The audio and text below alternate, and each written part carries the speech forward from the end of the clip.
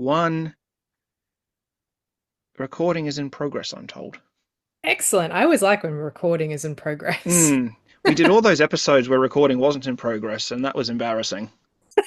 That was a horrible phone call afterwards, going, that 4-hour great episode we just pushed out? None of it was saved. Oh, like our best work. I know. There's no lost episode. Don't be disappointed, No, people. add to the lore, Oh, okay. the Sorry. mythos. There's a lost episode somewhere out there, and whoever finds it will win the pirate's gold. Oh, the One Piece. Yes, the One Piece. What is the One Piece? That even the creator doesn't know. The One Piece was the friends we made along the way.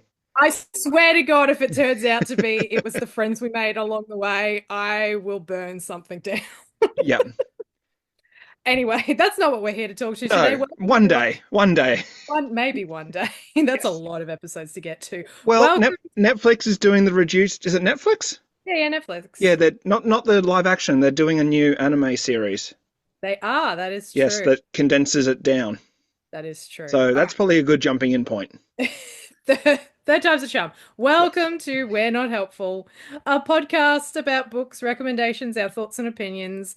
I am Eloise, and joining me today is Brayton. Hello, Yes. Brayton. Yes, you are, Eloise. I am. Yes. I'm pretty sure. Julian, unfortunately, don't know if he knows we're recording right now. I didn't tell him. I didn't either. Surprise, Julian. Don't tell anyone. Guys, don't tell him that we're recording. No, okay. He knew that we were going to do a special episode today. He just didn't Yes. know when we were going to do it. Hmm. But yes, today we are bringing you a very special episode of the podcast. We are going to do a bit of a recap on season 2 of Rings of Power, Lord of the Rings, Rings of Power, Prime television I feel series. like we can include season 1 as well. Yeah, we'll probably discuss Just season the 1. entire show as it The exists so entire far. show as it is presented to us. Hmm. And yes, we In will be talking about. audio-visual format. Yes, I am not in my study today. It's the middle of the day actually. I happen to have the day off. Brighton happens to have the day off, convenient, but my husband is working Yep. from home, so therefore he has the study. So you can see Yet the again, delightful. husbands ruining everything. You can see the delightful artwork behind me. There's a cross stitch I made of all of the doctors up to Jodie Whittaker, and a piece of art that my son did when he was in kindy. And there's a piece of art up here, which is what is it? The watercolor of the church that All my the husband. people listening in their cars are loving this. Oh yeah, that's right. We're not a, a visual medium. I keep forgetting that. It's only for like the 2 people that watch us on YouTube.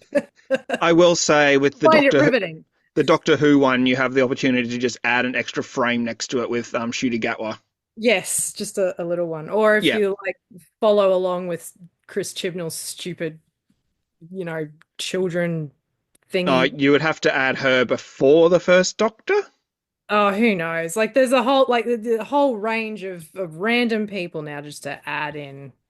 What was that? What was that called again? Children of Time. Children of Time, that's right. I was about to say Children of Earth, but that's the Torchwood. No, fantastic season. Fantastic. The Children of best Earth. season of Torchwood was Children of Earth. Anyway, we're Yes. not here to talk about Doctor Who and my rantings about Chris Chibnall. Otherwise, we will be here all We day. already have an episode about that. That's true. Go back and listen to that episode Mm. where I rant about Chris Chibnall all day. We are here to talk about Rings of Power and Yes. rant about Rings of Power as well.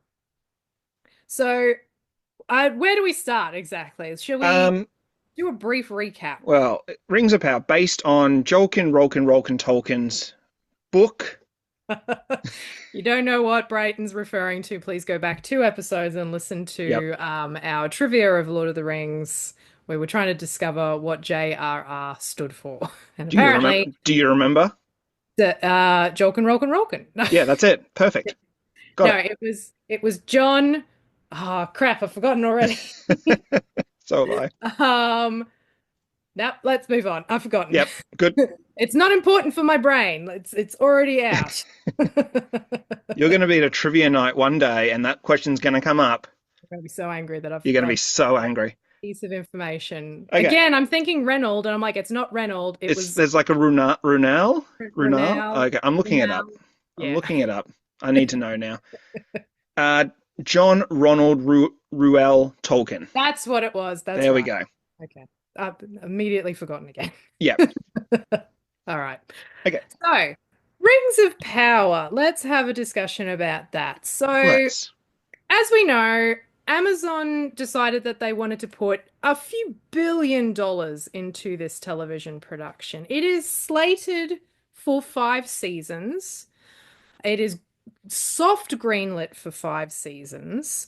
Whether we get to season 5, I think, is up for debate because the numbers of viewership, especially in season 2, unfortunately have not been there to support such an expensive television series making its way through to season 5.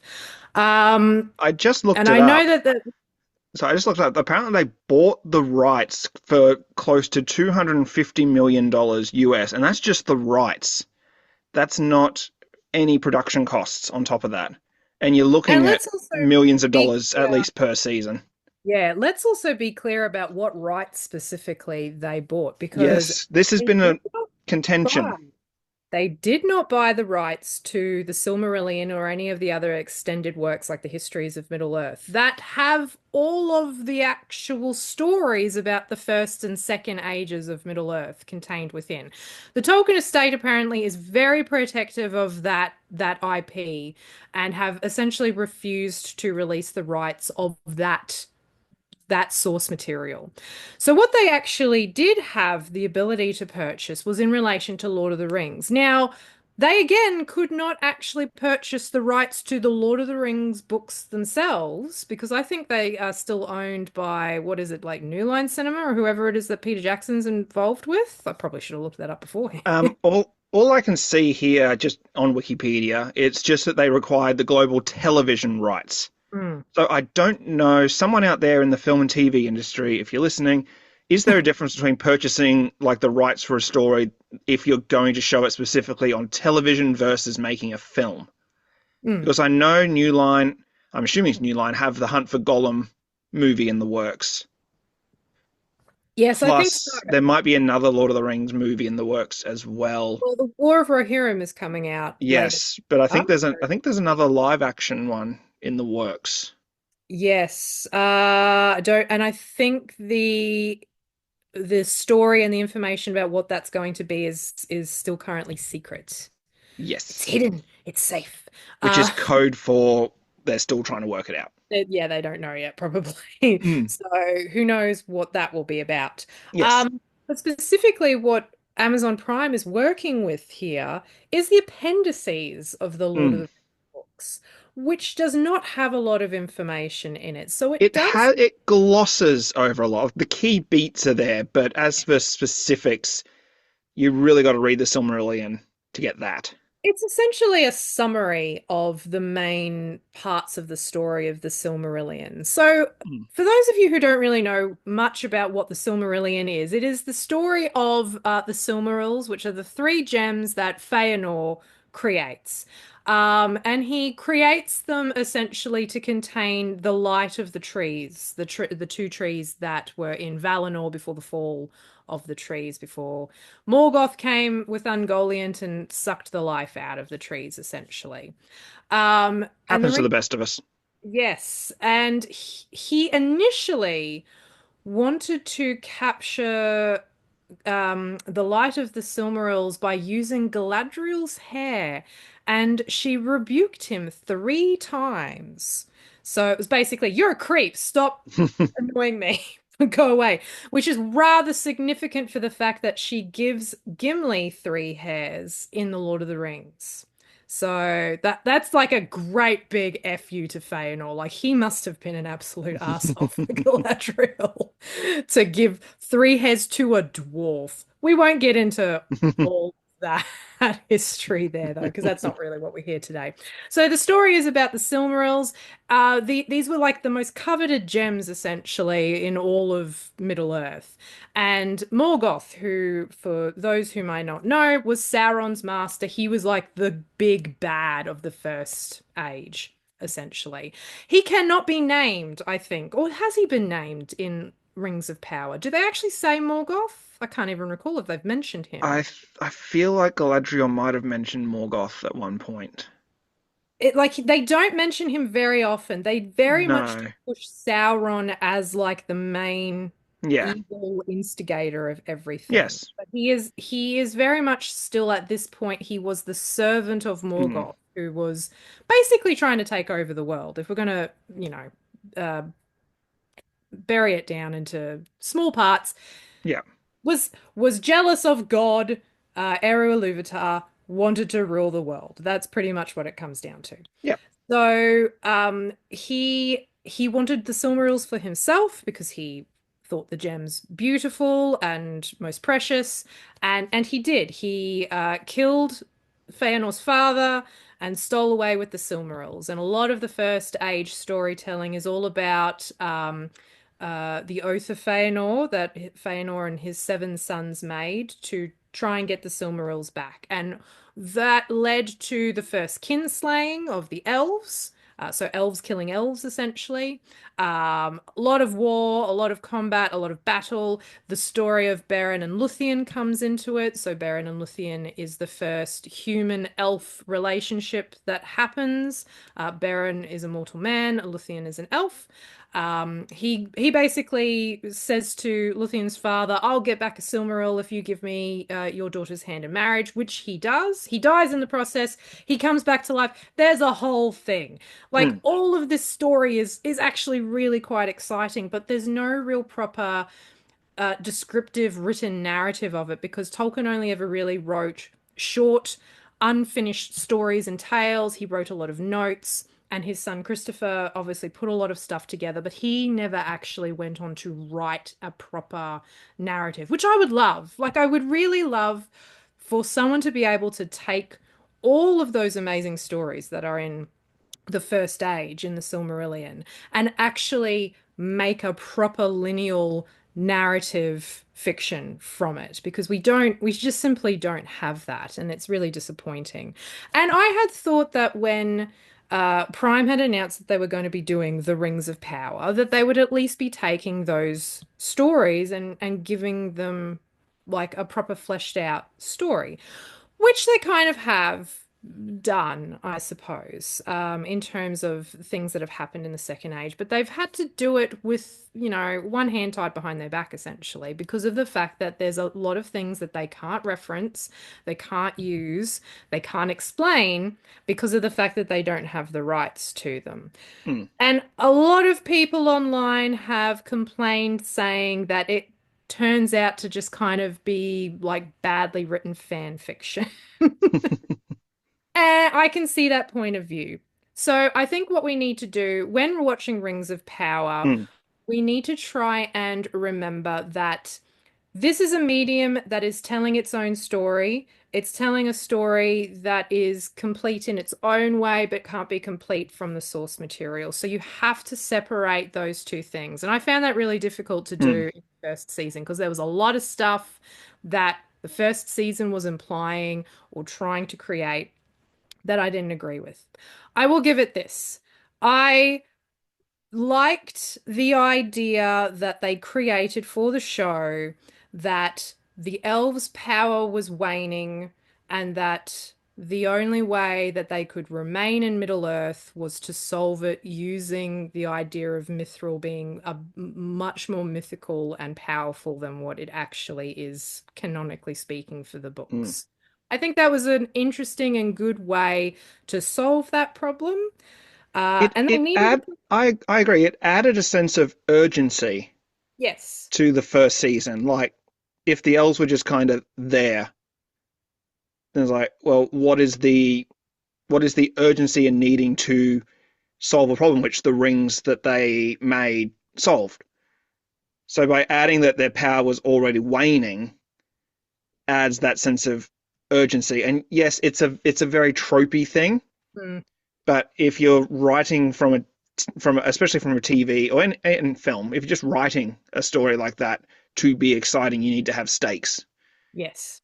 Yeah, and to have the elves just kind of be there wouldn't have really done anything. Yeah, that's true. And like the elves already are kind of already losing their power anyway, Hmm. like canonically speaking. It is Hmm. it is known that elves can only remain in Middle-earth for so long before they do have to travel back to Valinor. Which for so long in Elven times is thousands of years. Yeah, it's definitely not high stakes. It's just Yeah, something that's happening to them in the background. It has really nothing to do with anything. So by yeah, creating this problem that needs solving immediately, yeah. And it's that's hard. It's hard when you have Lord of the Rings fans that may have even only just seen the movies going, why is there urgency about leaving for Valinor when we know Elrond and Galadriel are still there, mm. what, 2, 3 thousand years later? Yes. And that's the problem as well, is that a lot of stuff that happens in this series that involves characters from Lord of the Rings ultimately doesn't have a lot of you don't have a lot of fear for them Yeah, because you know that they're going to turn up but later. that's the trouble with any prequel Yes. series. I'm trying to think of another example, but Star Wars, I suppose. Star Wars, yeah, you know what's going to happen to Obi-Wan, you know what's going to happen to Anakin, you know it's all going to turn out in the end. Yes. Yeah.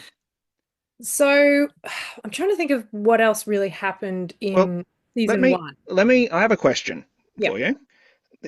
You mentioned before about separating from the Silmarillion and the appendices because they Yes. only had the rest of the appendices.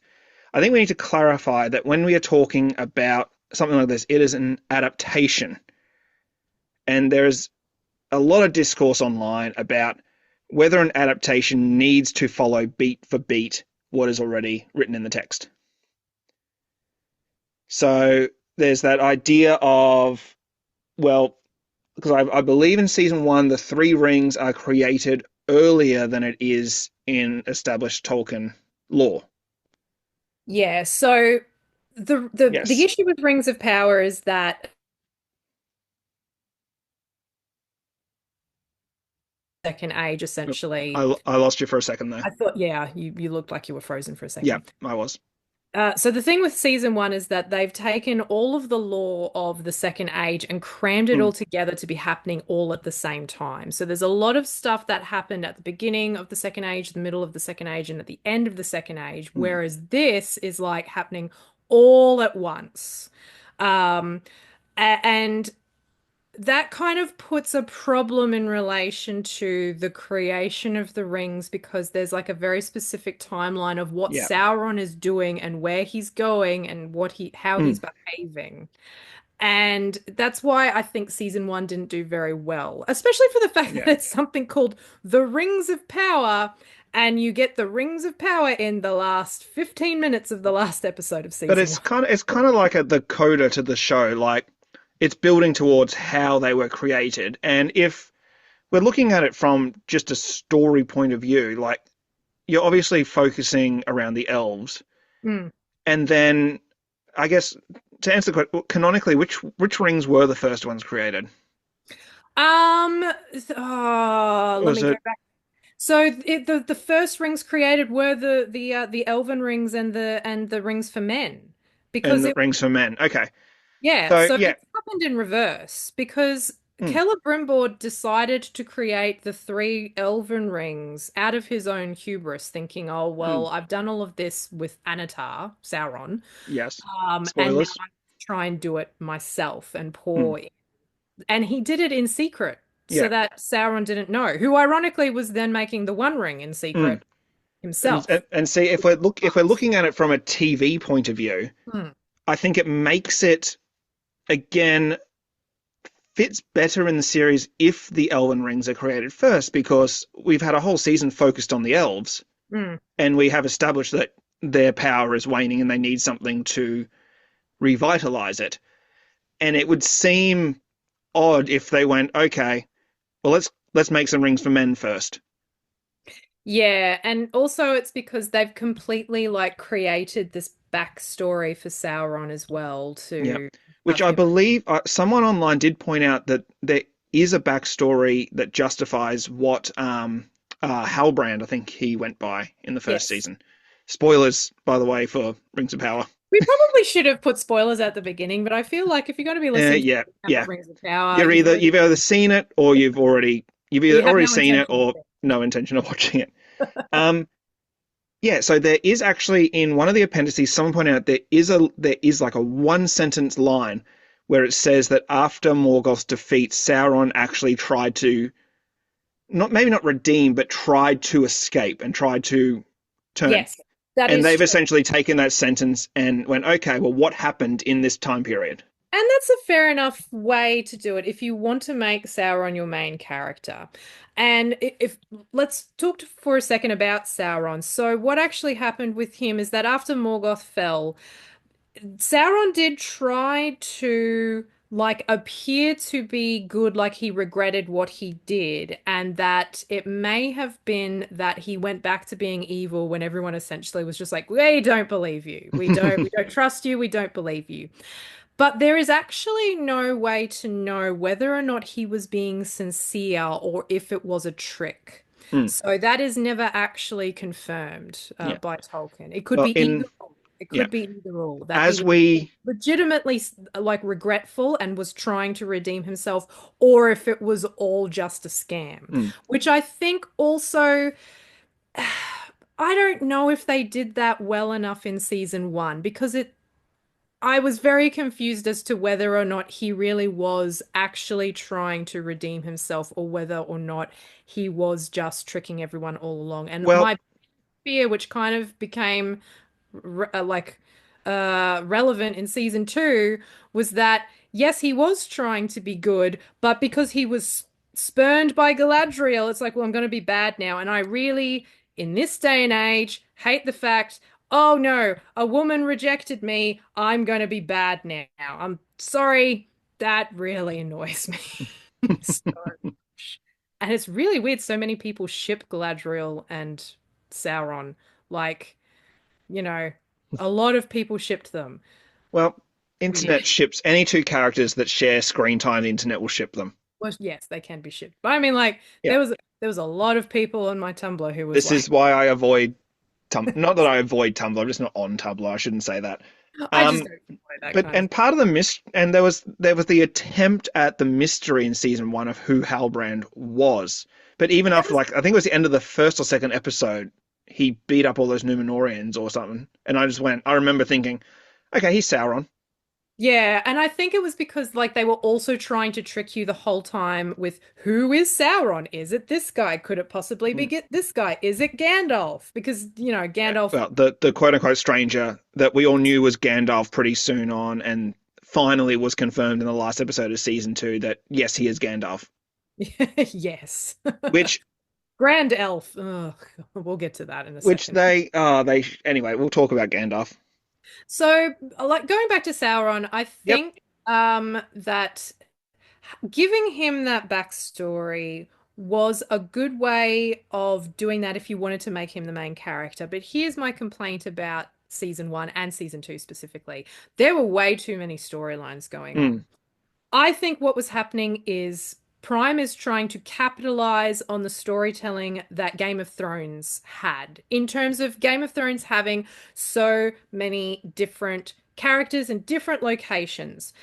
The reason why I don't think it works for Rings of Power is that there isn't a common goal for everyone's stories in Rings of Power. Game of Thrones, you have all of these different stories, but everyone is motivated as to who, who gets to be king or queen of Westeros.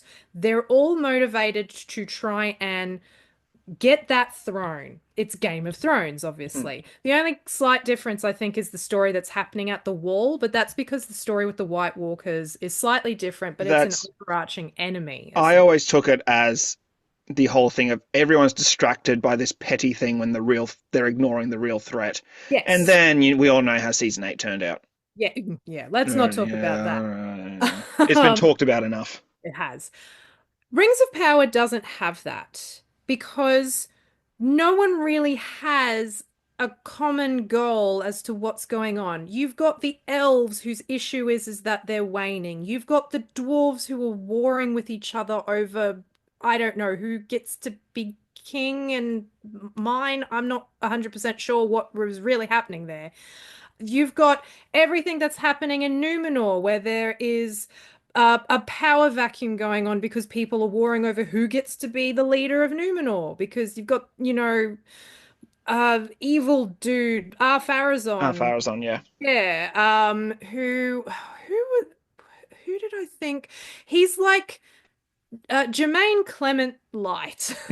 I look at him and I just think that guy should have been played by Jermaine Clements from Flight of the Conchords. So I guess the idea is that we know the end point of this show. The end of season 5, if it gets there, is going to be the last alliance of men and elves. Yeah. So I guess if we worked backwards from that, you need to have the elves. You need to have the Numenorians, because I think by that stage Numenor had sunk into the ocean. Numenor had Spoilers. fallen by that point, Yes. yes. So we had to establish Isildur and Elendil. Yep. So we had to at least have the elf story and the Numenorians. Yes. Dwarves, I think, are still very important. Like Yes. Moria is at its peak of power at this point, which I will say I love seeing Moria like at its height. Yes. I really have enjoyed the dwarf story, especially in season 2. We'll Yes, get to yeah. that I again in a think yeah, I think there are parts of I I personally. Okay, let me backtrack. We'll talk. So we need to establish at least men and elves yeah. for the last alliance. We also, because they are incredibly important, the wizards. We need to have the wizards in there with Gandalf. Mm. I question the choice of Gandalf having no memory when he lands in Middle Earth. Literally lands, like he falls out of the sky.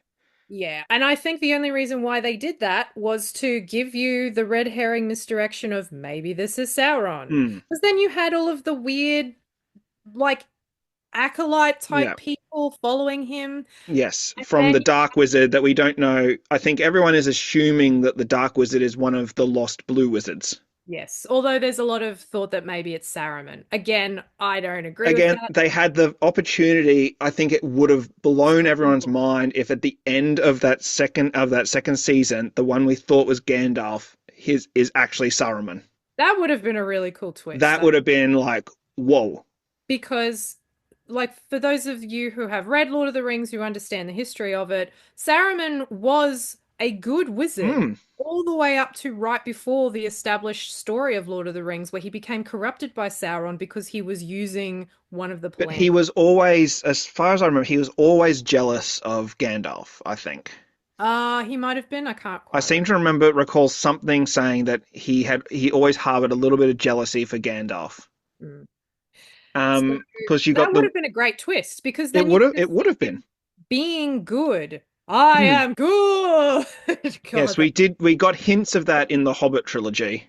yes. Um, R.I.P. Christopher Lee. yes. Oh, amazing. Amazing Saruman. Yes. Yeah. But So I if think that would if have been such a great twist to mm, have him be this person who was looking to see what type of person he is. Is he a good person? And yes. then knowing full well what how he turns out. Mm, But again, I think the whole memory thing was just for the funsies of misdirecting who yeah. Sauron And is. I understand that the halflings and the hobbits were around at that point, Well, they but weren't I really. I Like, really like I understand they had the halfling. What are they called? Not are they called halflings? Norris people? They halfling they're like Harfoots and the Storm. Harfoots. That's it. That's what I'm thinking of. Harfoots, and you got the store hobbits that we saw at the end in the second half of season 2. Yes, that's correct. So, uh, Store hobbits. But anyway, I think they had though that whole storyline to establish why Gandalf has such a good relationship with hobbits in the future. true, but again, No, but it. I'm saying we didn't need it. Oh yeah, I was about to agree. Yes, yeah. We didn't need I'm it. saying, and you could definitely feel in season 2 that the writers understood we didn't need the hobbits either, Because because the they hobbits were, wrapped up that story. yeah, they were really sidelined this season, and I think for the better, because I think Gandalf's journey to discover who he is, I actually found quite interesting, and the fact they've reintroduced Tom Bombadil Hmm. as his kind of mentor, I thought was a really interesting idea.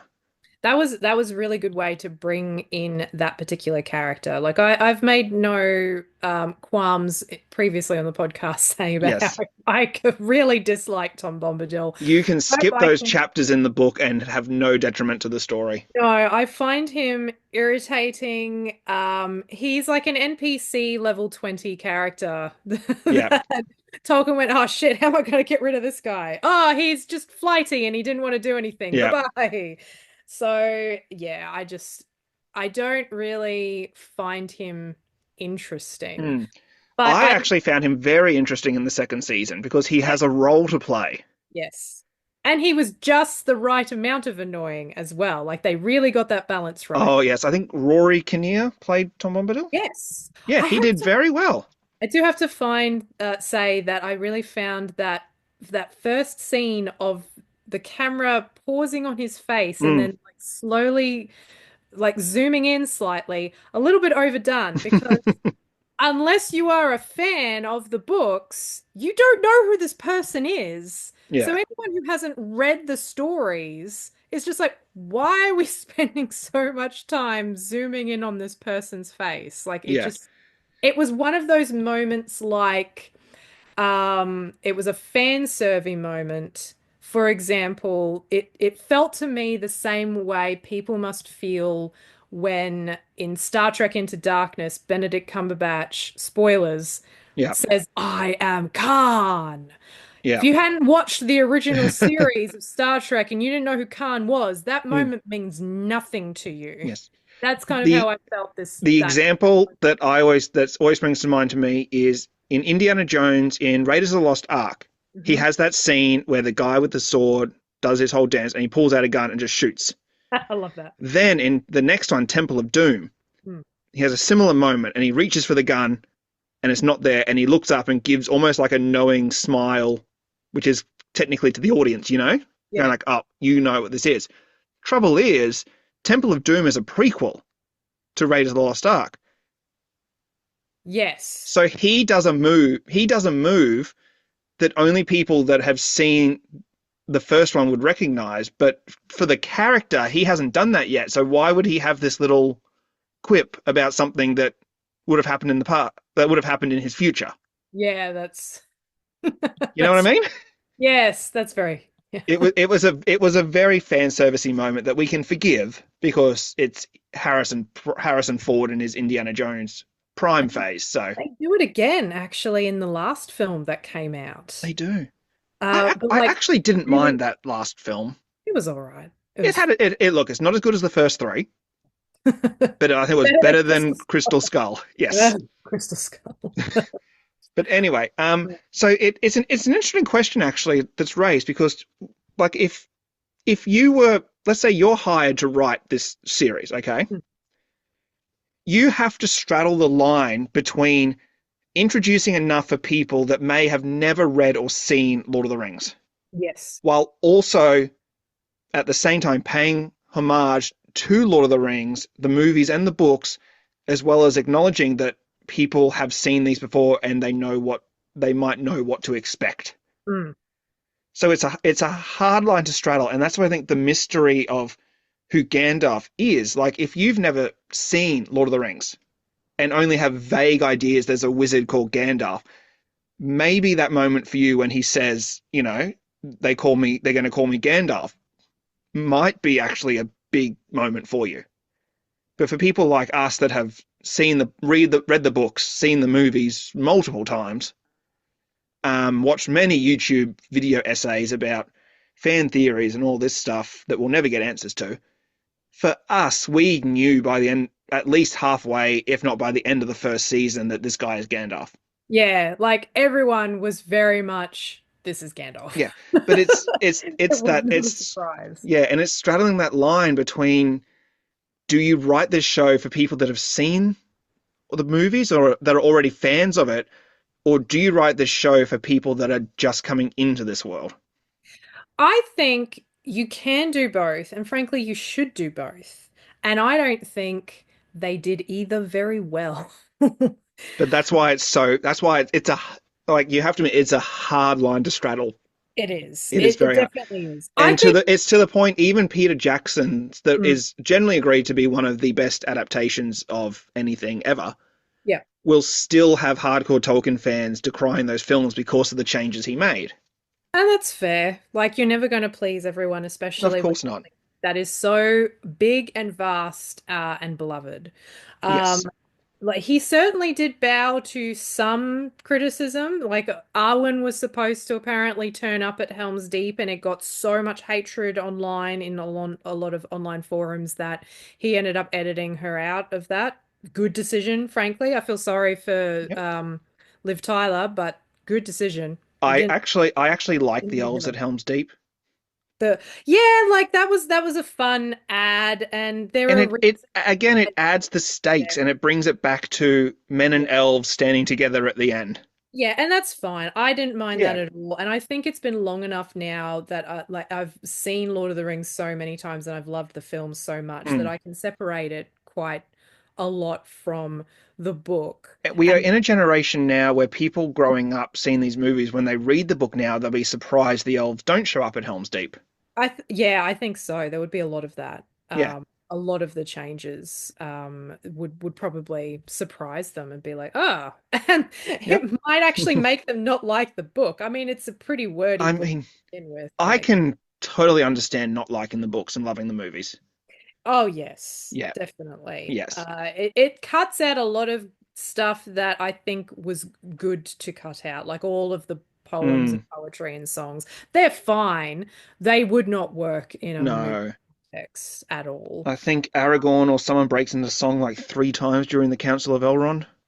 Well, I can't recall actually, I don't know. probably. There's just, but it But just seems like they're talking and then someone sings, and I don't know what it's like in the world of Middle Earth at that point, but it seems like everyone stops and just listens to this song for yeah. 3 minutes. I mean, Aragorn and Legolas sing a lament to Boromir when he's being pushed But down.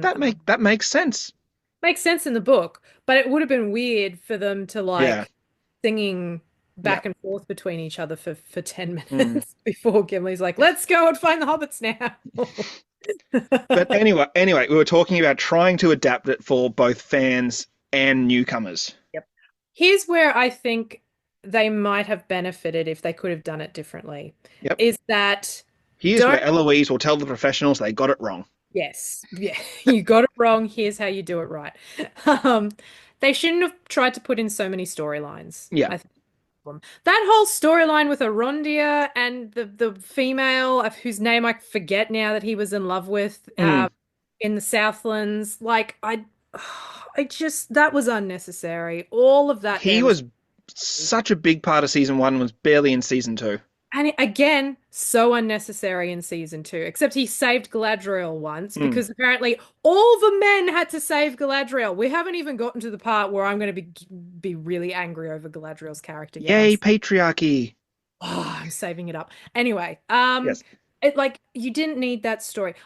I will admit though, I did like the Southlander part of the story in that holy shit, that ending Mm. where the mountain turned into Mount Doom, that was good. I will Yes. give it that. That was the best moment of season Mm. one where I went, "Oh my God, it's the volcano. Oh, Oh he's my making God, they've been in Mordor the whole time. God, it's turning into Mordor." Like that was Yeah. when the because you didn't understand what was happening until the moment it was Yeah. happening. That was amazingly well done. Kudos for So that. It's here, one of the here's few moments that I will mm, give the season one. here's my little theory is that the writers at the end of season one, and I believe season two has already at least been written or had started filming by the time season one released. I'm not sure. I think they got to a point where they realized they were too much and had to tone it, like condense it, which they did in season two, I think. Hmm. But they also knew they couldn't just not have characters appear for no, like just disappear, because that would have just brought up a whole lot of more criticism Yeah. as well. Like people didn't like the Harfoot storyline. Understandably, it was probably my least favorite storyline in the whole thing. Yep. But then in season two, if they didn't have them, then people would be like, oh, they can't stick to their guns and finish what they started. I guess so. Like if I suggested how they would redo it again, less storylines, and then introduce them more, like those additional storylines later on. Bring in the hobbits, but wait until season three, for example, because yeah, they do set up. Gandalf could have appeared just at the end of season one as a fully fledged wizard and be like, "I'm here to help." Or you could have had him crashing. If you want to do this whole silly In storyline of him not Eregion or knowing who something he like that. was, focus season one on the elves, the dwarves, the Númenóreans. Forget about Arondir's stupid storyline. You could Mm, have just had basic characters in the Southlands, for example. Have Gandalf crash to Earth, Middle Earth, at the end of season one. It's like, ooh, mm, who is this person? Then have him try and work out who he is with Tom Bombadil in season two. Cut mm. out the hobbits altogether. You don't Yeah, need them. we can That's introduce the hobbits late. Gandalf yeah, can come across the hobbits yeah. later. Season three, season four, Yeah. whatever. So I think that would have made it a lot better to Mm, focus down onto the narrative, onto the mythologies, yeah. focusing on those main storylines first to establish. You didn't need to introduce seven different storylines. I Uh, think the writers realized that. yes. And Season two was much more streamlined, I felt. Despite its definite flaws, it is definitely not a perfect show. no.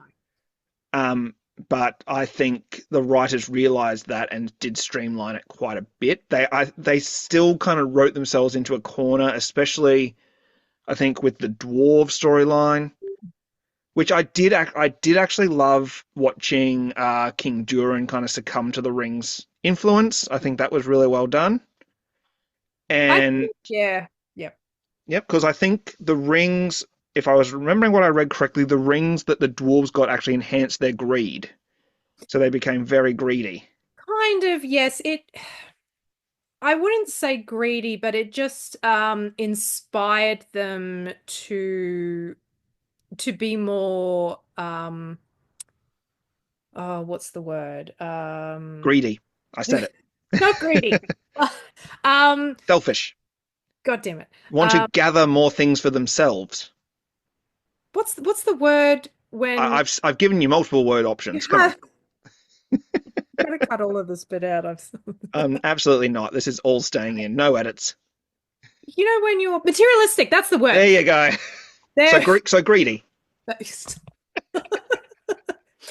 It made them a lot more materialistic, Yeah. essentially, for the lust Yeah. after Yeah. things, which we see a lot then later on, Mm. especially in The Hobbit when they're But trying to get back all of their gold and at the whatever. same time, I just had the thought that it actually provides a good contrast, and actually I think works better that the elven rings were made first, because now there's a contrast between we see the effect the elven rings have, and now we see the effect of what happens to a ring when Sauron is involved in its making. Yes. All right, so let's talk about the rings now for a second. We'll be on to season two now. Yeah, I I did think not we flick back and forth. We have no structure to this. no. If anyone's listening to this Read and is like, "Oh my god, keep talking about this topic. I'm interested." We're sorry. Yes. Keep. I know I've done it with podcasts before where they start talking about something really interesting, then get off topic. I'm like, no, go back to that. I apologize if we've done this. Write in, and we will do a little Talk about it addendum to more. this. I will happily talk about it more. So, in relation to the Elven Rings themselves, we're talking Yes. about season two now. And season two, I like to call Nobody Listens to Galadriel. And why should they? She's female. Oh, Patriarchy for the win. we'll get to it. Um, I did not like the idea of making the Elven Rings the same way that you make the One Ring, in that people are lusting over it, in that it's having some kind of power hold over people, in that it's enticing and hypnotic. They were not the points of the Elven Rings, especially because of the fact that they were not created by Sauron. And they weren't created by Sauron in the show. He was not there. It was Celebrimbor and Elrond and Galadriel were there to help him, which doesn't happen in canon, but that doesn't matter. They were made outside of his control. So the fact that they were putting in that there was some kind of similar control that Sauron would have over the Elven Rings is just frustrating to me because I think that that changes the purpose of what those rings are for and then doesn't like contrast them enough to the Dwarven Rings and to the Rings for Man.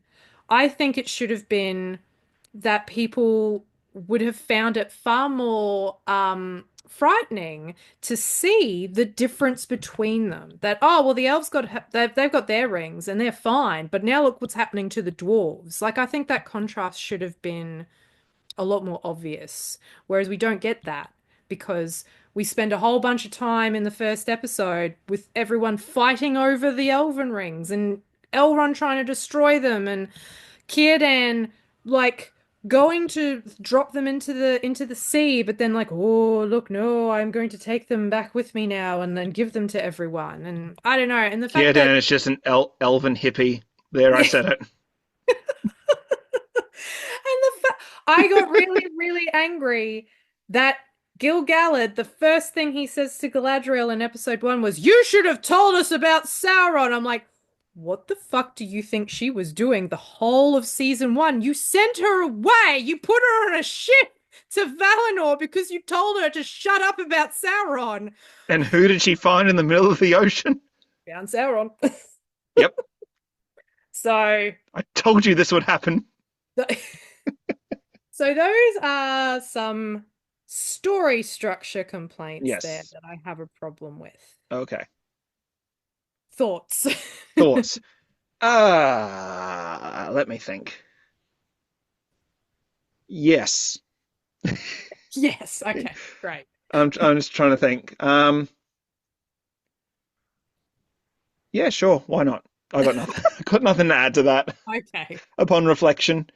So I do like the fact that the dwarven rings were just as like were pretty bad.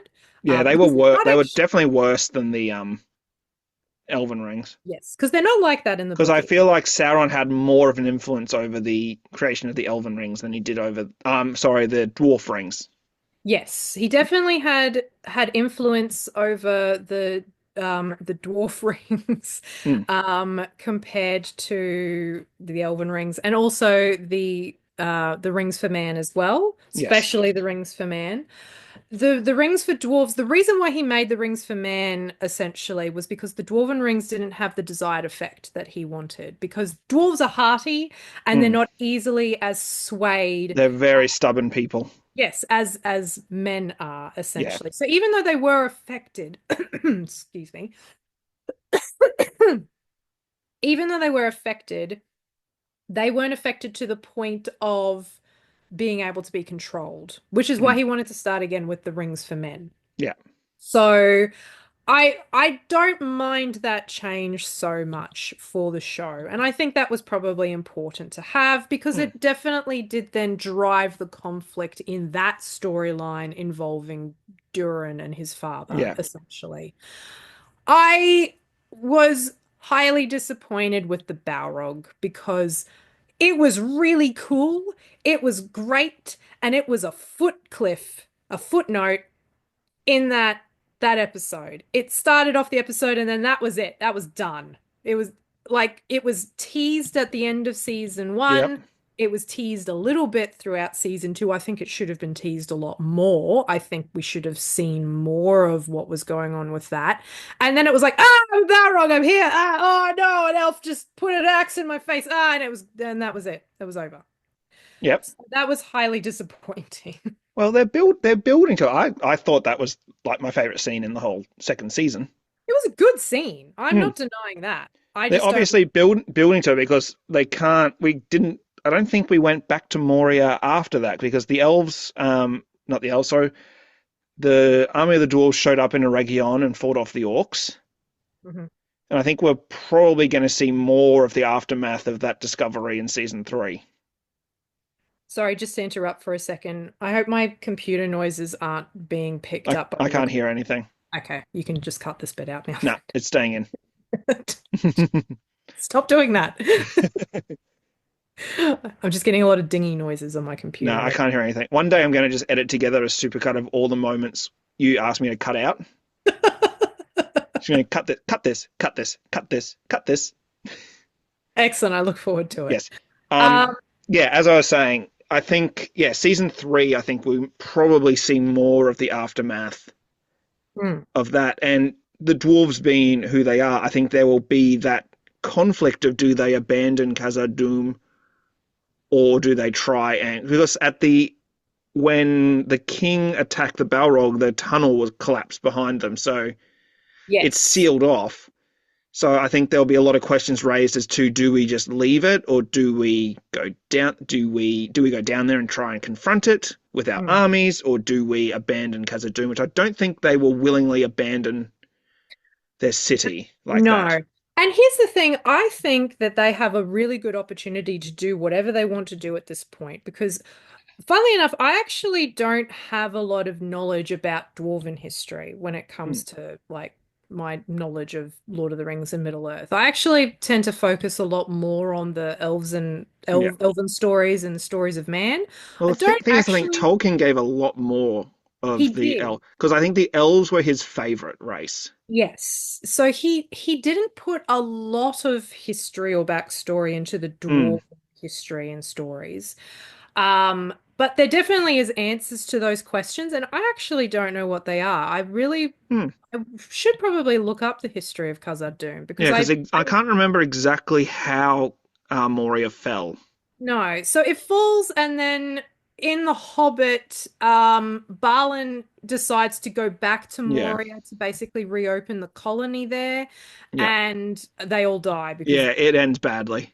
goblins get them essentially. Yep, So, yeah, something does happen, and it does involve the Balrog. So maybe yeah. we will see the Balrog again in. Oh, we're definitely going to see the Balrog again. I have I no would be doubt. disappointed if we didn't. I have no doubt. In some point between seasons three and five, we will see the fall of Moria.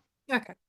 Well, that's something to look forward to. And like I said, I think they have a good opportunity to do something really creative there because, again, there's not a lot of history already written that they can draw from. Yeah, And I think that's why I do get a bit antsy with all the other stories because there is a lot of established lore and mm. information, and that they are just kind of making it up now because they can't access that. Is Yes. It is essentially we have to fill in the gap without acknowledging mm, something written in the Silmarillion, yes, which is tough.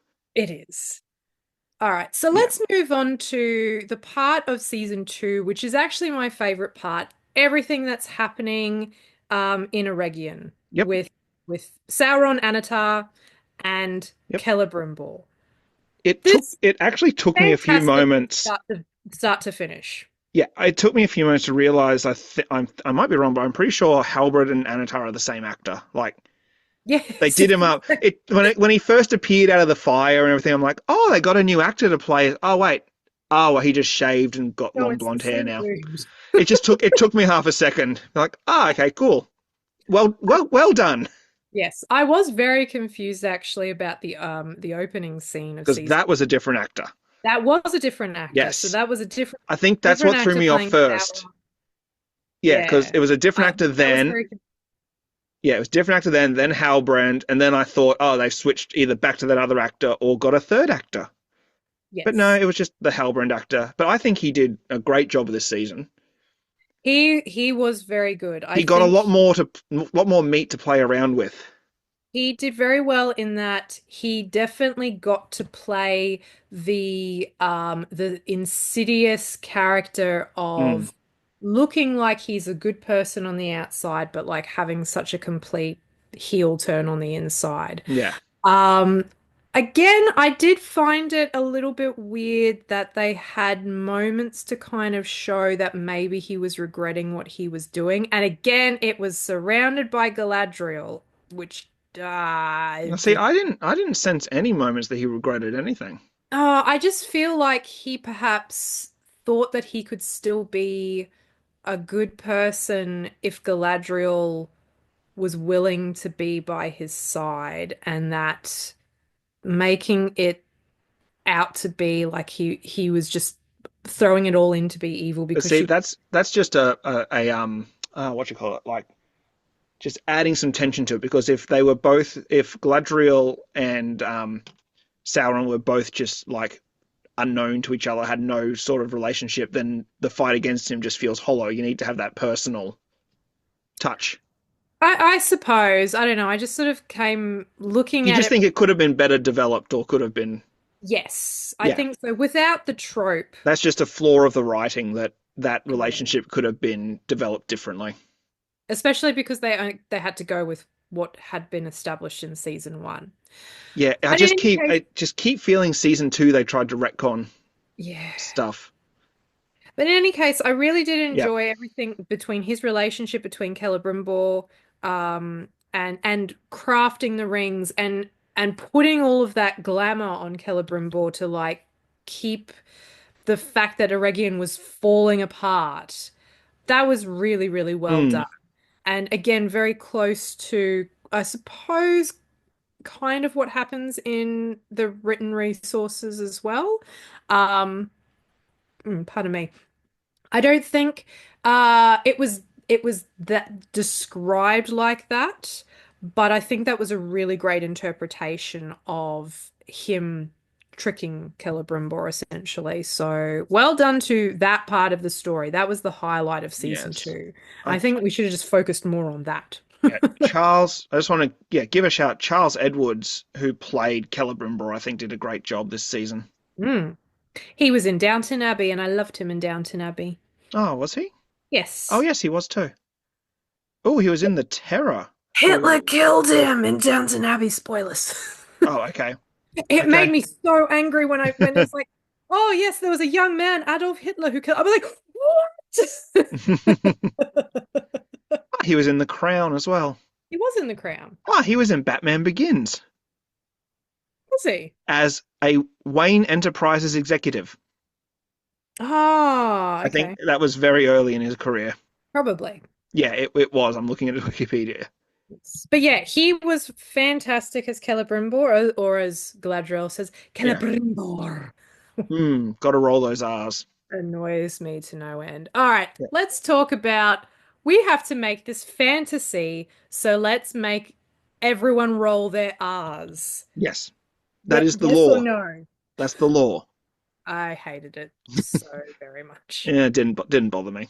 It it really, really irked me. I just it's like, please just speak properly. Yeah. And I know they did Well, that a little bit yeah. in the original Lord of the Rings films, but not that much. Not the way that everyone did it all the time. It took me out of it. I'm sorry. Like, I get, ooh, we're in a high fantasy television series, therefore we have to make everything sound interesting. It's like, do that when they're speaking Elvish. Don't do it when they're speaking Westernese or English in this instance. So, yeah, that Didn't bother me. okay. That's just I you. won't I won't harp on about it then. The one thing that I think fell flattest for me in season two, um, I'm not going to mention the hobbits because they were kind of sidelined already, so I think Yeah. people got they were sidelined. Adar, All right, let's talk about Adar. yes, Adar, sorry, Adar. Adar. We never really got to find out who he was, which kind of annoyed. No, Do you think? which is that whole thing that I feel like season two they're just trying to retcon it, Yeah, retcon stuff from season one. Just they realized it wasn't working, but he was already on this path, so we have to have him in there, but he's going to get killed off, so he's he done was now. he was an interesting character to have because it did lend some kind of mystery as to who he is, what his motivation is, and why he hates Sauron so much. And again, Mm. I think he was created in season one specifically to put in yet another red herring of, is this Sauron? Yes. Could he be Sauron? It just seems to me that the motive Adar's or Adar, how is it? Adar, they say, don't Adam. they? Yes, because it means Adar. father in Elvish. Okay, gotcha. Um, Adar, season one Adar and season two Adar seemed like completely different characters to me. And I know they had different actors. That I'm Yeah, not I talking was about about to that. say, well, that's because it was a different No. person altogether. It just seems like the motivations of Adar in season two about him overthrowing Sauron essentially didn't match with what they had established in season one. Well, I think it kind of did. It just Because sort of gave season, more of a backstory as to mm, why he hated Sauron. But it no, not even why, but that it well, just as far sort as of we know, pushed it's the idea. like I think it comes back to I think he made the because I think it's heavily implied that he is like the first one of the first elves that fell to Morgoth because Yes, he I think mentions so. that Morgoth promised him a family, Hmm. which became the orcs, but at the cost of whatever. He still seemed to be an elf because he's essentially immortal, Yes. but and that's interesting, and I wish they had explored that more because I know Tolkien never gave a 100% like definitive answer as to how orcs were created. No, there's different explanations. It's they were elves that fell to the power of Morgoth. They were created Mm, out of something else. So I think it's an interesting way to include that part of yes. the mythology. I liked Adar because he did give a bit of a mystery in terms of who he possibly could have been. Yeah. And I was actually in the camp of thinking that he was, in fact, Celeborn. Mm. So we Who all know is that Galadriel's Galadriel's future husband? Galadriel is supposed to have a 100. husband called Celeborn. They are supposed to have a child called Celebrian who marries Elrond, and they have Arwen together. So far, Rings of Power has not established that as of happening yet, and I'm going to have to look up the histories to actually see the Mm. timeline as to when Celebrian is supposed to have been born compared to I Elrond. mean, there's always a chance that they could, as they have done, as Tolkien had said in the past, that Adar is reincarnated almost back in his elvish form. Maybe. I mean, it feels cheap, Mm. and maybe maybe Rings of Power won't even touch on Celeborn. Maybe, but so in the in season one, Galadriel does say that she had a husband once. His name was Celeborn, and he died fighting Sauron. Mm. Which I always find really interesting that she seems to hate Sauron more for the death of her brother than she does for the death of her own husband. Eh, Well, anyway, whatever. your fondness of your husband wanes every now and then. That's neither here nor there. Yeah. So the idea that they even included such a throwaway line, I thought was interesting and infuriating at Hmm. this. And I wondered, okay, maybe Adar is Celeborn, and it's going to be a reveal. Ah, who knows? But then that Or obviously maybe hasn't. he redeems himself and takes a new name. Maybe. Yeah. So I'd be interested to see if Hmm. Adar does come back in season three, because obviously at the very end he's stabbed to death, which Yeah. I thought was an interesting parallel because that's kind of what happened to Sauron in the very first Yeah, I episode. think that was very intentional. Him being stabbed to death at the hands of Sauron Hmm. at the end, I thought was a very good parallel, very good Yes. mirroring. But if he is just dead and there's no explanation, like I don't really understand what the point of it was then. The whole Adar thing in season two, just seemed to have no motivations other than the story needs him to be at this point at this time. Yes. And that he hates Sauron. I'm like, Yeah, yeah. he just felt, and it just felt like again the writers realized we need to get rid of this character. Mm, Let's just have him. Let's have him. I mean, the fall of a Region is a canonical thing that happens, mm, but it's like, all right, we'll use him as this. We'll use him as the person that destroys a Region, and then we'll kill him off, and then we're set up for season three. yes. He just felt like he was just there. He wasn't And really again, doing anything. I think he was another character that if he didn't have like a specific purpose or reason to be there, then why have him there in the first place? He, again, could have been one of those storylines that could have been cut or brought in Yeah, later or yeah, something. I don't know. We'll see in season three, I suppose, yeah. whether or I not don't he know. comes Has back, season if three it's actually been still. 100% confirmed? It has been from what I saw, but whether or not it actually goes beyond season three will depend on season three's viewership. But that's the thing is that they have actually brought in an entirely new writing room for season three. I think that's Yes. a really good move. Mm, We've already been speaking about it for a while now, mm, with this episode. There's a lot of problems structurally with the story, with developing the characters. yeah. Speaking of, let's get to the meat of it. Galadriel. I'm fine with I, Gladriel. I like Gladriel. I hate her start Yeah, I'm to just riling finish. you up. I know you are. Yeah. She's the best. She's the best character in the whole thing. It should just be all her. And anytime She, Galadriel's not on screen, all the stop other it. characters should be asking, No, "Where's Galadriel?" fuck off. She has got the Trinity problem. So if no one understands what I mean by the Trinity problem, talking about Trinity from The Matrix, a badass, empowered female character who halfway through the film turns to have no motivation other than to be like motivation for the male protagonist to finish his story, essentially. And I I don't know if that's specific to Galadriel, but it's just that I don't see her really having any real purpose in this show other than to be, ooh, look at me, I'm a badass female general that no one then listens to at any point. She gets rescued three separate times by three separate men in season two. You kept a tally. I did. It was by Elrond at one point, by Arondir I mentioned, and at the very end by Gil-galad when she throws herself off the cliff and Gil-galad heals her.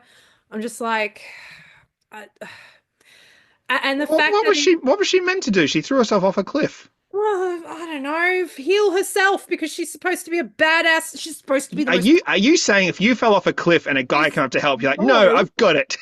no, that's not what I'm saying. I'm saying that Galadriel, like ageless from Valinor itself, Galadriel is supposed to be the most powerful fucking elf in the whole of Middle Earth, and she's just reduced to such stereotypes in this show, and I just found it really frustrating. I mean, we've already spoken about like her motivation in relation to Sauron. I just I and her dialogue was nonsense. Like the things that she was saying was just nonsense Yeah, her writing in particular, I've seen online. I've got a lot of criticism. because they're trying to like grab specific actual lines from the books here and there just for the sake of, oh, look, we're putting stuff in from the books, and they just make no sense or purpose in context. So I really hope that moving forward into season three and beyond, that she has like a better story arc, basically, that isn't all about Sauron's lusting after her, and that she isn't just like the object of other characters' affections. Um, and that she actually like has a purpose in terms of leading Middle Earth into defeating Sauron, if that's the path that you wanted to put her down. Like they kept trying to make her a general and then have other people be paid more attention to or believed. Like she's saying, "Oh no, we got to do this. We have to do that. No, no, no, we're still going to go down this path. We're not going to listen." I'm like, I just found all of that really, really frustrating. I also found like the weird kiss between her and Elrond. They couldn't have had any other way for him to pass her that little badge thing so she could get out of her cuffs. Like, why did it have to be the trope of I'm going to kiss you goodbye? Which is so weird when you know he's effectively her son-in-law.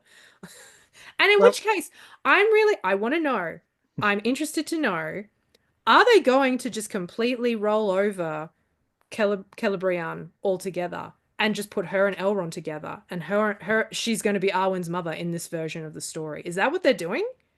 Like maybe. I I don't don't know. know. I'm not one of the writers on the show. Don't get at Perhaps they me. would it would piss a lot of people, including me, off. It would. Um, so I don't know if that's what they were trying to gear up to do. Thoughts, Brighton? I don't know. Thoughts? Just I delve feel into the like last 5 minutes. yes, the kiss especially had its critique. I saw it more as just not to justify, but if we're trying to justify it, if I'm going to play devil's advocate here, it's essentially like what is the most distracting thing that they could do in that point for him to slip her the thing, the little badge. Admittedly, do you think any of the orcs in that room were expecting them to kiss? And No, if you were an orc in that room and they suddenly kissed, would you be looking at their hands? no, that's true. I'd be turning Just away. playing? Ugh, Yes, elves it. kissing. Ugh. I agree. It was out of nowhere and very tacky. But Yeah. if I'm playing devil's advocate to try and justify it, that's how I would. I understand its purpose. I Mm, don't like its purpose. no, no. It was yeah. It was just a bit of like, oh, that was that was a thing that happened. Yes. Mm, So yeah, I am just not a fan of the way that they have written her and the fact that no one has seemed to give her any kind of like time of day or or even when they do, it's all very much um just generic like, oh yes, there's Lady Galadriel. Quick, everyone bow down to her kind of quick, attitude everyone, kiss. because of the sake that she is like this known She's figure. already got that reputation. Yeah, it's not earned. Like I think if they wanted to really do the storyline of Galadriel coming into power of being like this great elf, then they should have done that as a storyline. Whereas it kind of started off with the fact that she was already like in this position of power, she's a general, but no one ever listened to her Mm, or followed her or oh everything you did was really bad or you got people killed kind of yeah. attitude. Like there just wasn't really a journey for her to take. Mm, It's but then again, I don't know. Is it too much of a stereotype for her to be the plucky young underdog to rise to a position of yeah. power? Yeah. Are you falling into a doomed if you do, doomed if you don't kind of Yeah. trap?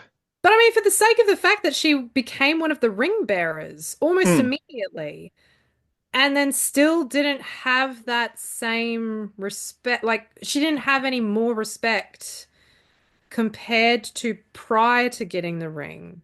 Which again, I think if you're going to make her one of the ring bearers of the Elven Rings, then maybe people mm. should have been a bit more willing to listen to her. I don't know. Yeah. I don't know either. Writers of season three, if you're listening, Yes. take it on board Take notes. because you have the opportunity to turn this like this show can still be redeemed.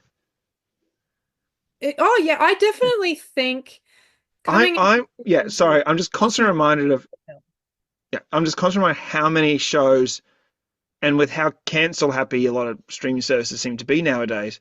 Like how many shows would not have made it to be the greatness they are? Like Star Trek: The Next Generation. Hmm. Season one is Oh, it's so Season two is a bit better, but it's season three onwards, amazing. Picard season one, it was all right. Ah, Season two, what the hell is this? Season three, my goodness. I'm sorry, Brayton. I believe that there is only one season of Picard, That's true, yes. and it's called, and for whatever reason they called it Picard season three. I'm not quite sure why they chose to Yeah, do it was an artistic choice, it. Yeah, strange artistic choice. but Yeah. yes, season three, apparently the one and only season of Picard, is amazing. Yes, it's what it should have been from the beginning. And again, Mm, change of writers. So yes. we haven't really spoken Strange New about Worlds is just perfect from the start. perfect, perfect from start to Same with finish. Lower Decks. It's amazing, the best Star Trek. Yeah, Anyway, we haven't really spoken about yeah. the Numenorians, but I really feel like I can't be bothered. There's honestly not okay. Here's a summary of the Numenorians thing. They were good, now they're going bad, but there's one guy that's still good. There you go, Elendil. Elendil, and his Yes. son Isildur, who kind of really got sidelined this season to do I it did really hate this nothing. whole, I really hate the whole, oh, Isildur's dead, but he's actually just falling in love with some chick It's down in the it he bay. Here's the thing. He got sidelined to the point that I forgot his storyline until this very moment when I started talking about it. Yes, However, his storyline had my second favorite scene when we actually saw Entwives. that was pretty cool. We Like I know finally got to see the that. Entwives. So that could have gone either way because we all know that Entwives have never been like Mm, part of the canon because they disappeared eons ago and the Ents don't remember what they look like or what happened mm. to them. And it is a mystery. Tolkien specifically left that as a mystery. He said sometimes you just have to have mysteries and Yep. there is no explanation to it. Even I don't know what happened to the Mm, Entwives. So it could have been that a lot of people could have gotten very angry with the mm. inclusion wife, and I could have gotten pretty angry with the inclusion of an ant wife, but I think they were pretty cool. Yeah. Like I liked the fact that there were two ants, one of them being an ant wife, and the male ant was voiced by Jim Broadbent actually, which was really Oh, cool. really? Did I you did know not that? know. I didn't know that. It was Jim Broadbent. I forget who played the ant Lovely. wife. My apologies. So I did like that inclusion. What it really meant for the show, I don't know. I can't even remember why they were there now. They were talking to Arondir about something. Yeah, that's the thing. What did it matter? Olivia Williams voiced the Entwife. I don't know who that is. She Probably wouldn't play up. I'll is. be like, oh, that person. Of She's a British actress. course she is. Yep. She's been in a lot of stuff, but nothing I've seen. Okay. I'll look it up later. Yeah. But yeah, Anyway, like that's who voiced it. what were the purpose of the I of can't. the This is the thing. This is the thing. I honestly just cannot remember. sure it was to warn Arondir about something. Something. About the orcs, probably. Clearly, it doesn't matter. It was a cool inclusion. I Oh, like. oh yeah, absolutely. Uh, if they come back next season or future seasons, great. Would love to see more of Because that. yes, and it's a little yeah because we know the Entwives probably don't have much longer. No, that's true. If we get, again, that could be a bit of a slippery slope. Maybe Hmm. they might decide to include what happened to the Entwives. Yeah. Free range to create whatever they Or want with that. maybe we'll never see an Ent again. Maybe. So it'll be interesting if they decide to do that. Again, that might Hmm. get a lot of pure fans really riled up, Yep. but it might be a cool inclusion if You're it's a gonna really get. good thing. To be fair, that when you're adapting anything from any other source, if it's not a one-to-one adaptation, you're going to get fans riled up. That is true. Even a movie like Watchmen, Zack Snyder's Watchmen, which it has its share of critique, and it did change the ending, yes, but a bulk of that is a shot-for-shot remake, let's live-action remake of the comic book, Mm. and people still complain because it was a shot-for-shot remake of the comic book. I have my own complaints with that, and a lot of it comes down to I really hated the music choices, actually. I get very passionate about music, and I just felt like the person who was in charge of music was looking at the edits of the scenes and went, yeah, I'm gonna put a song in here. I'm gonna choose this one. Yeah, this scenes need a song. I I'm was gonna I put was this one. fine with every music choice except for Hallelujah during the sex scene. Yeah, I remember watching that in the cinema and everyone burst out laughing because it was just so jarring. weird. It's a It was, great song. I love the song, but it was wrong for that context right then and there. so I don't Jeff Buckley's version might have fit a bit better, maybe, but not Al, but was it it was Alan Cohen? Leonard Cohen. Leonard Cohen, Yeah, that's that was the original. yeah, yeah. No, it was Um, weird, yeah. weird choice. Look, But that's what I'm saying. That's what I I didn't. have a huge soft spot for that Watchmen movie. Like I know unironically enjoy that movie. I know it It, has its detractors, but I unironically enjoy that movie. I didn't mind the idea that it was like shot for shot of the comic book. I appreciated that. Hmm. That was fine. But yeah, I But found it's a the music choices weird. yeah. I did like the ending Yeah, because I actually thought it worked. the giant alien squid thing Hmm. is silly.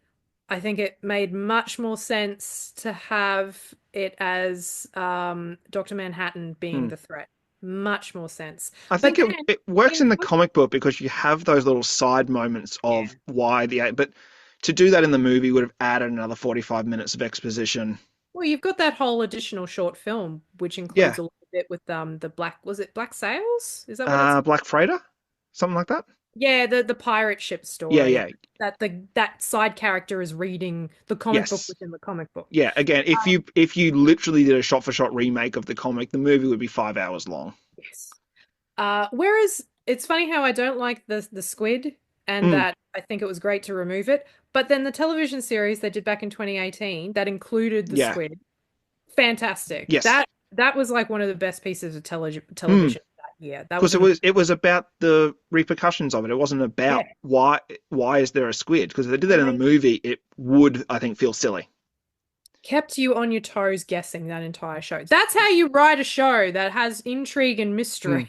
Mm, Getting back to yes. Rings of Power, I think we should probably wrap it up there. Yeah. I think we have like really concluded talking about it. I know we didn't really We go could into the talk a whole lot Numenor more. story. I think that we'll have more moving into season three because obviously we're going to now start getting to the period of Ar-Pharazôn taking over, Yep. the Númenóreans becoming like not evil, but just very self-important, very Yep. egotistical. They're going to want to try and get Mm.